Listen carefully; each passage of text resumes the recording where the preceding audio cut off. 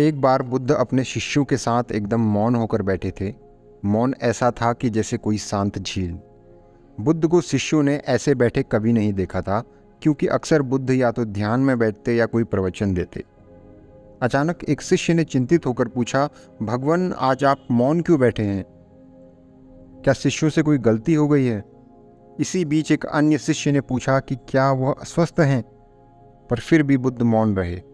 तभी कुछ दूर खड़ा व्यक्ति क्रोध में जोर से चिल्लाया और बोला, आज मुझे सभा में बैठने की अनुमति क्यों नहीं दी गई है?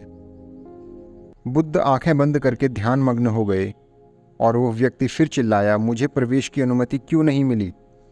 इस बीच एक उदार शिष्य ने उसका पक्ष लेते हुए कहा, भगवान, उसे सभा में आने की अनुमति देनी चाहिए।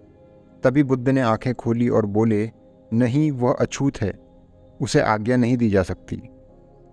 इस पर कई शिष्य बोले, हमारे धर्म में तो जात पात का कोई भेद नहीं है, फिर वह अछूत कैसे हो गया? तब बुद्ध ने समझाया, आज वह सभा में क्रोधित होकर आया है। क्रोध से जीवन की एकाग्रता भंग होती है। क्रोधी व्यक्ति प्रायः मानसिक हिंसा कर बैठता है, इसीलिए जब तक क्रोध में होता है वह अछूत होता है। इसीलिए उसे कुछ समय एकांत में ही खड़े रहना चाहिए। वहीं खड़ा क्रोधित शिष्य भी बुद्ध की बातें सुन रहा था। पश्चाताप की अग्नि में तप कर वह समझ चुका था कि हिंसा केवल शारीरिक नहीं बल्कि मानसिक भी होती है, तथा अहिंसा ही सबसे महान कर्तव्य व परम धर्म है।